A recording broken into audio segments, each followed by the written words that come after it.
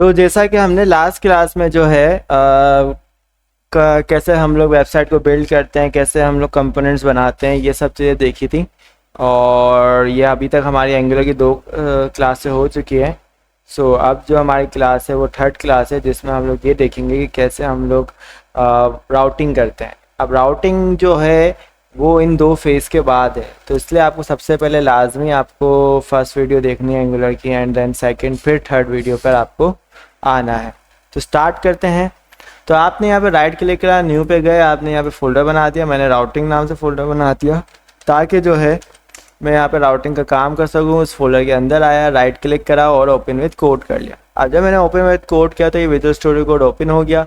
मुझे यहाँ से आना है टर्मिनल, टर्मिनल में आके न्यू टर्मिनल, और यहाँ पे आके मेरे को यहाँ से कमांड प्रॉम्प्ट ओपन कर लेना है ताकि मेरी सारी कमांड सही से रन हो।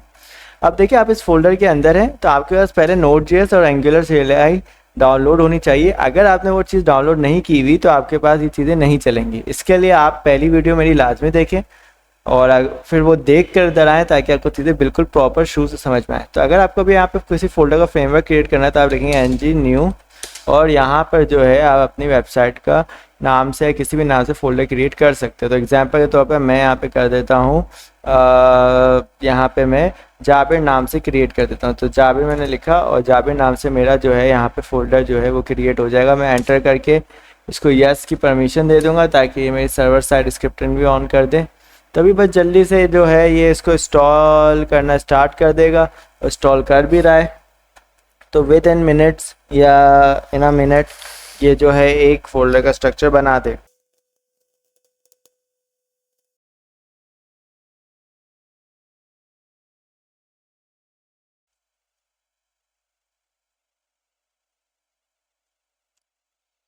तो जैसा कि देखें आपके सामने अभी ये फोल्डर जो है वो डाउनलोड हो चुका है, मतलब डाउनलोड सॉरी इंस्टॉल हो चुका है और ये क्रिएट भी हो चुका है। तो यहाँ पे जो आप देखेंगे कि हमारे पास जाबिर नाम का एक पूरा फ्रेमवर्क बन चुका है एंगुलर का। इसके अंदर हम लोग अब अपना काम कर सकते हैं। अभी आप यहाँ पे देखें तो अभी हम लोग राउटिंग नाम के फोल्डर के अंदर है और हमारे पास जो वेबसाइट है वो जाबिर नाम के फोल्डर के अंदर है। तो हम यहाँ पे लिखेंगे CD जाबिर और एंटर दबाएंगे तो हम लोग जाबिर नाम के फोल्डर के अंदर आ जाएंगे। जब भी आप किसी एक फोल्डर से दूसरे फोल्डर में जाते हैं तो पहले CD लिखते हैं एंड फिर फोल्डर का नेम, और फिर आप यहाँ पे लिखेंगे ng सर्फ और आपके पास जो है फोल्डर रन हो जाएगा।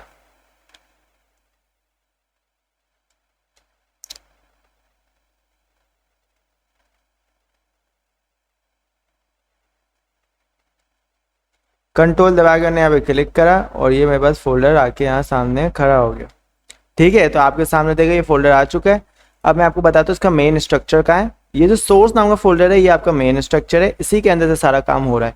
index.html पे आएंगे, आपको सिर्फ एक यही पार्ट दिखेगा बॉडी के अंदर। आप बोलेंगे सर इसमें तो कुछ लिखा हुआ नहीं है, लेकिन आउटपुट में तो हमारे पास बहुत कुछ आ रहा है। तो वो इसलिए आ रहा है क्योंकि ये ऐप रूट फोल्ड ऐप के जरिए कनेक्टेड है। तो हमारे पास ऐप नाम का जो कंपोनेंट है उसके जरिए यहाँ पे डेटा पास हो रहा है। अब हम यहाँ पे क्या करते हैं, हम यहाँ पे कंपोनेंट्स बनाते हैं अपने। ठीक है, लेकिन इससे पहले मैं आपको ऐप के अंदर जो ये डेटा है app.component.html की जो फाइल है जिसके ज़रिए डेटा पास हो रहा है, अगर मैं इसको मिटाऊँ Ctrl+A से सेलेक्ट करूँ और मैं यहाँ पे H1 से लिख लूँ माय लिख दूँ और यहाँ पे आके देखूँ तो यहाँ पे मेरे पास माय आएगा। तो इससे आपको ये क्लियर हो गया होगा कि जो भी डेटा पास आउट हो रहा है वो इस फाइल से हो रहा है और दिख इधर रहा है। अब यहाँ पे हम ऐप के अंदर कंपोनेंट्स बनाएंगे, यानी होम का अलग, अबाउट पेज का अलग, गैलरी का अलग, और साथ में हम लोग हेडर और नैव बार का भी, हेडर और फुटर का भी हम लोग कंपोनेंट बनाएंगे ताकि हमें हेडर और फुटर हमारी एक दफ़ा ही बन जाए। बाकी जो डेटा जो है होम, अबाउट, गैलरी का वो बार बार स्विच होता रहे। तो उसके लिए सबसे पहले मैं सर्वर रोकता हूँ, Ctrl+C से सर्वर रुक जाएगा। अब यहाँ पे आप लोगों को क्या करना है कंपोनेंट बनाने के लिए, पहले आपको लिखना है ng for angular, G for generate, C for component, और कंपोनेंट का नाम आपने रख दिया कि पेजेस नाम के फोल्डर के अंदर जो है हेडर नाम का कंपोनेंट बन जाए, होम नाम का कंपोनेंट बन जाए।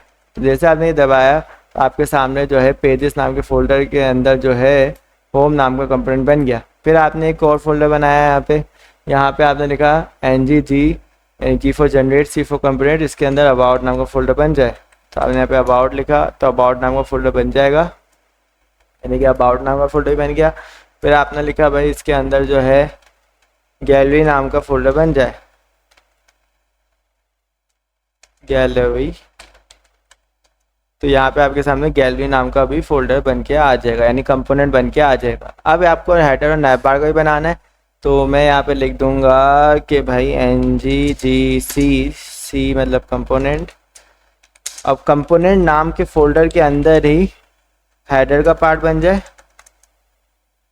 और यहाँ पे nggc कंपोनेंट नाम के फोल्डर के अंदर ही फूटर नाम का भी कंपोनेंट बन जाए। यानी आपको कंपोनेंट बनाना आ गए होंगे, देखिए यहाँ पे कंपोनेंट बनते जा रहे हैं। अगर अभी आप हेडर को देखें तो हेडर के अंदर हर कंपोनेंट के अंदर 4 फाइल हैं, एक HTML, एक CSS, एक टेस्टिंग की और एक टाइपस्क्रिप्ट की।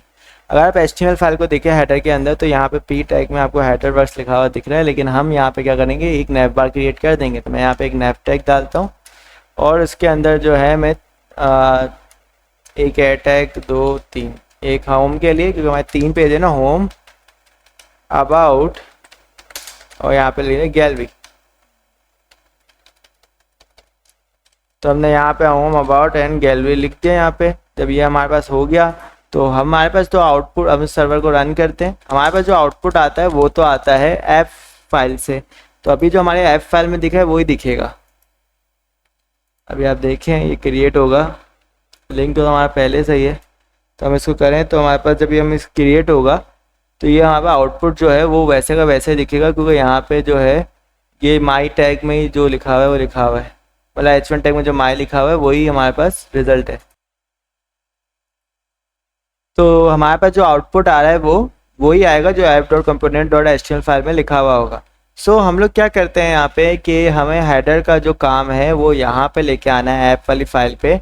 तो इसके लिए हमें हेडर के अंदर जो HTML फाइल है, इसके बाद इसके अंदर एक TS की फाइल है, तो वो TS फाइल में इस हेडर कंपोनेंट का नाम लिखा हुआ है ऐप हेडर। बोला आपको जहाँ पे भी इसको कहीं यूज़ करना है तो आप ऐप डैश हेडर नाम कहीं पे भी यूज़ कर लें, ऑटोमेटिक इसके अंदर का जितना भी काम है वो इधर आ जाएगा। तो मैंने यहाँ पे इसको पास कर लिया ऐप डैश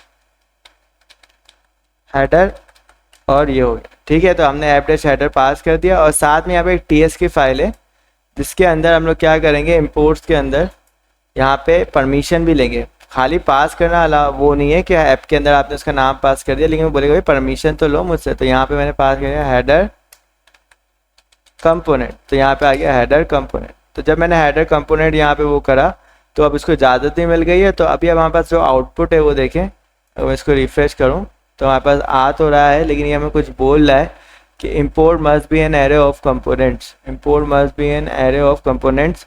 तो हम लोग यहाँ पे देखते हैं कि हमने हेडर कंपोनेंट तो सही लिंक करा है और हमारी जो हेडर की फ़ाइल है उसके अंदर भी चीज़ें सही हैं। तो मसला आ रहा क्या है कि हम इसको एक दफ़ा सही से Ctrl+C करते हैं, फिर से रन करते हैं। कभी कभी ये इशू होता है, तो एक दफ़ा वापस से ना सही से रन कर लें, उससे आपको बहुत फ़ायदा होगा। तो अभी इसको हम देखते हैं, अब देखें आपको मसला नहीं आ रहा। अभी इसको मैं हेडर को डिज़ाइन भी कर देता हूँ, उसकी CSS फाइल भी है। तो यहाँ पे मैं कहूँगा कि भाई नैव जो बार है मेरी, उसमें जो है बैकग्राउंड कलर जो है वो आ जाए नेवी ब्लू आ जाए, ठीक है। और उसके अंदर कलर है वो आ जाए वाइट टाइप आ जाए, ठीक है। इसके अंदर जो पैडिंग है वो आ जाए 10 पिक्सल की आ जाए। तो अगर आप यहाँ पे देखेंगे तो ये आपका थोड़ा सा डिज़ाइन हो गया, और इसके अंदर थोड़ी सी पैडिंग देते 20 पिक्सल की दे देते हैं, तो ये जो है हमारे पास 20 पिक्सल हो जाएगा, ठीक है। इसके अंदर फिर हमारे पास जो हम कहेंगे भाई नैव के अंदर जो है हमारे पास नैव के अंदर जो हमारे पास A टैग है उनका जो टैग डेकोरेशन है वो नन हो जाए, कलर जो है वो वाइट हो जाए, और इनके इर्द गिर्द मार्जिन आ जाए ऊपर नीचे से 0 पिक्सल, उस साइडों से 10 पिक्सल, ताकि हमारे पास थोड़ी सी डिज़ाइनिंग है। अब यहाँ पर होम है, ये अबाउट है, ये गैलरी है, ठीक है। तो इस तरह से हमने इसमें काम किया हुआ है। अब हम चाह रहे हैं कि भाई जो जिसके अंदर एक्टिव क्लास हो, डॉट एक्टिव क्लास, जिसके अंदर डॉट एक्टिव क्लास हो, उसका कलर जो है वो गोल्डन हो जाए, ठीक है। तो अभी हमारे पास तो एक्टिव क्लास तो हमने किसी के अंदर डाली नहीं है, तो मैं हेडर के अंदर अभी होम के अंदर ही क्लास डाल देता हूँ एक्टिव, ताकि इसका कलर जो है वो अभी गोल्डन दिखे, ठीक है, क्योंकि फर्स्ट पेज हमारा यहाँ पर है। तो अभी इसका क्लास गोल्डन हुआ नहीं है, चेक करते हैं क्यों नहीं हुआ। हेडर में हमारे पास जो है यहाँ पे जो डॉट एक्टिव क्लास है उसका कलर जो है वो गोल्डन हो जाए, गोल्ड होगा, मैंने गोल्डन लिख दिया है, ठीक है। तो गोल्ड है। तो अगर हम यहाँ पे देखेंगे तो अभी हमारे पास जो है अभी भी इसका कलर गोल्डन नहीं आया, क्यों नहीं आया? अभी हेडर में जाते हैं, एक्टिव क्लास एक्टिव। अच्छा, इसको इम्पोर्टेंट दे दिएगा कि भाई जिसके अंदर ये क्लास है उसका कलर गोल्डन हो जाए ताकि इसको सबसे पहली अहमियत मिले। ठीक है, चल। अब हम लोग क्या चाहेंगे कि जब अबाउट पे क्लिक करें तो अबाउट का कंटेंट दिखे, जब होम पे क्लिक करें तो होम का। अच्छा, हमारे जो होम कंपोनेंट्स हैं, पेजेस, होम, अबाउट, गैलरी, उनके अंदर भी HTML फाइल है। तो अबाउट के अंदर देखो, मैं मतलब अभी कुछ नहीं करता, H1 से लिख देता हूँ अबाउट पेज, इतना काफ़ी। ठीक है, ताकि जब भी कोई अबाउट पेज के डेटा को एक्सेस करे तो अबाउट पेज लिखा हुआ है। गैलरी में हम लोग लिख देते हैं कंटेंट में, यहाँ पे लिख देते हैं H1 से गैलरी पेज। ठीक है, और हम लोग अगर होम में आते तो होम में हम लोग लिख देते हैं यहाँ पे होम पेज। ठीक है, तो ये हमारे पास सिनेरियोज होते हैं। अब हम क्या चाहेंगे कि अभी हमारा डेटा दिख नहीं रहा यहाँ पे, हमारे पे अबाउट पेज, गैलरी पेज और होम पेज। तो हम चाहेंगे जब हम पे क्लिक करें तो डेटा स्विच होता रहे, यानी फर्स्ट टाइम वेबसाइट खुले तो होम पेज ही दिखे, जाहिर सी बात है। तो अब इसके लिए हम करेंगे लिंकिंग और राउटिंग। तो सबसे पहले कंपोनेंट्स में हेडर के अंदर जो आपका HTML कोड है, तो उसमें हमें एंगुलर बोलता है भाई आप href टैग हटा दो, क्योंकि href टैग से ना पेज रिलोड होता है, और आपको तो एक ऐसी वेबसाइट बनानी है जिसका पेज रिलोड ही ना हो, जो बहुत फास्ट हो। तो उसकी जगह आप यूज़ करो नैव लिंक, और क्लास एक्टिव भी आप यूज़ नहीं करो, आपको बार बार क्लास एक्टिव डालनी पड़ेगी, तो आप नैव लिंक यूज़ करो यहाँ पे, सॉरी राउटर लिंक। तो आप यहाँ पे लिखोगे राउटर लिंक। अब राउटर लिंक में आप यहाँ पे एक ब्रैकेट हटा दो शुरू में, ठीक है, और यहाँ पे जो है आप अपना जो है पाथ बता दो। मैं मतलब जब होम पे कोई बंदा क्लिक करे तो मतलब फर्स्ट पेज पे हो जाए, स्लैश मतलब होता है फर्स्ट पेज, और उसके अंदर एक एक्टिव क्लास ऐड हो जाए। ठीक है, तो ये मैंने दोनों यूज़ करें क्योंकि हमने एक्टिव क्लास में डिज़ाइनिंग की है ना, कॉपी करा, इसको हमने यहाँ पे आके पेस्ट करा। इसी तरह से कोई बंदा स्लैश अबाउट पे आए, यानी कोई बंदा अबाउट लिखे, सही, यानी अबाउट पे क्लिक करेगा तो स्लैश अबाउट अस नाम रख देते, ताकि आपको पता हो कि सेम नाम रखना जरूरी नहीं, कुछ भी नाम रख सकते हैं। तो अबाउट अस सेट हो जाए, और यहाँ पे जब कोई बंदा गैलरी पे क्लिक करे तो माई गैलरी वाला लिंक सेट हो जाए। अब जब भी कोई बंदा क्लिक करेगा तो ये जो लिंक है वो सेट हो जाएंगे। तो आपको अबाउट app.route.ts पे आके उनकी डायरेक्शंस बतानी है कि भाई जब भी कोई बंदा होम पे क्लिक करे तो होम पेज आ जाए, अबाउट पे क्लिक करे तो अबाउट पेज आ जाए, और गैलरी पे क्लिक करे तो गैलरी, इनके नाम के ज़रिए। तो app.route.ts जो है, इधर आप आएंगे, इस एरे के अंदर आप बताएंगे, पहले आपने पाथ बताया कि जब भाई कोई बंदा फर्स्ट पेज पे हो, यानी खाली हो, उसका URL में कुछ भी नहीं लिखा हुआ हो, तो उसको कंपोनेंट, कौन सा कंपोनेंट में ले जाओ, होम कंपोनेंट में। ठीक है, इसी तरह से आपने तीनों के लिए बना लिए। अब मैंने वहाँ नाम रखा है स्लैश अबाउटस है ना, तो सिर्फ आपको अबाउटस रखना है कि अगर अबाउटस एक्टिव हो, यहाँ पे देखिए सिर्फ अबाउटस एक्टिव हो तो आप इसको ले जाएं अबाउट कंपोनेंट पे, और यहाँ पे अगर माई गैलरी एक्टिव हो तो इसको ले जाएं आप गैलरी कंपोनेंट पे। ठीक है, इतना हमने बता दिया। अभी खुद ब खुद कैसे चलेगा, तो इसने बोला एंगुलर ने भाई आप ये सब छोड़ दो, बस आके ऐप के बाद, ऐप हेडर के बाद आप ये लिख दो राउटर आउटलेट, और ये मैंने पहले से इसकी परमिशन भी ली हुई है राउटर आउटलेट की।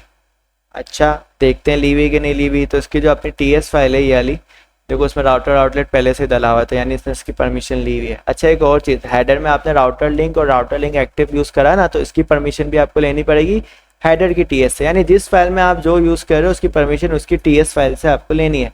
तो मैं इंपोर्ट्स में लिख दूंगा कि मैंने राउटर लिंक यूज़ करा है और साथ में मैंने राउटर लिंक एक्टिव यूज़ करा है।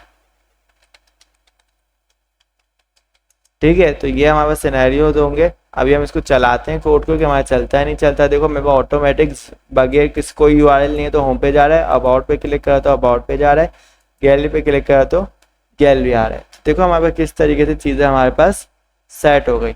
आप बोलोगे कि होम पे गोल्डन कलर क्यों आ रहा है, तो इसके लिए तो हम थोड़ा सा दिमाग लगा सकते हैं। ये जो हमने हेडर के अंदर दिया है ना कि भाई कोई ये एक्टिव हो जाए, अब जैसे स्लैश तो सब में ही मौजूद होगा, तो इस वजह से उसको होम को एक्टिव ही दिखा रहा है, तो हम इसमें से एक्टिव हटा देते हैं। ठीक है, और हम इसमें क्लास, इसमें से हमने एक्टिव हटा दिया। अभी आप देखोगे तो ये हमारे ऐसा आ रहा है, होम पे क्लिक करेंगे, अबाउट पे ग्लू आ रहा है और गैलरी पे आ रहा है, लेकिन होम पे जो है हमारे पास जो नाम है वो चेंज नहीं हो रहा है। तो हम यहाँ पे कर लेते हैं, इसका नाम होम रख देते हैं, होम।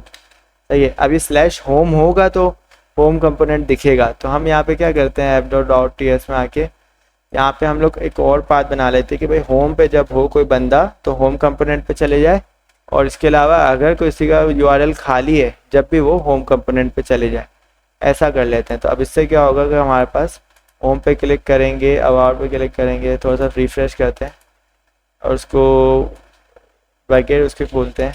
ठीक है, तो होम पेज पे तो आ रहा है, अबाउट पे ये आ रहा है, गैलरी पे आ रहा है, होम पे आ रहा है, अबाउट पे आ रहा है, गैलरी पे आ रहा है, होम पे ये आ रहा है। अच्छा, होम पे हम लोग साथ में हेडर कंपोनेंट की फाइल में ये भी डाल देते हैं। ये मैंने हटा दिया ना, इस तरह से गोल्डन कलर नहीं आ रहा, तो हमने ये भी डाल दिया साथ में। ठीक है, क्या होम एक्टिव हो तो ये कलर भी आ जाए। तो अभी आप देखें होम पे भी आ गया। तो इस तरीके से हमने क्या करा कि हमने यहाँ पे स्विचिंग वाइज कलर भी हमने अपने चेंज करवा दिए। तो अब जो भी कंटेंट बीच में मौजूद होगा वो ऑटोमेटिक चेंज होता रहेगा। ठीक है, अभी ये एग्जांपल था स्विचिंग का, ये मैंने आपको समझाया। उम्मीद करता हूँ ये आपको अच्छे से समझ में आया होगा। और नेक्स्ट क्लास में हम लोग एक पूरा टेम्पलेट को एंगुलर में कन्वर्ट करेंगे, कैसे CSS की फाइल डालनी है, कैसे उनको लिंक करना है। तो फिर आपके लिए और ज़्यादा अच्छा हो जाएगा और आप ज़्यादा अच्छे तरीके से समझ सकें। अगर वीडियो पसंद आए तो आप इसको पसंद करते हैं तो इसको लाइक और सब्सक्राइब लाजमी करें।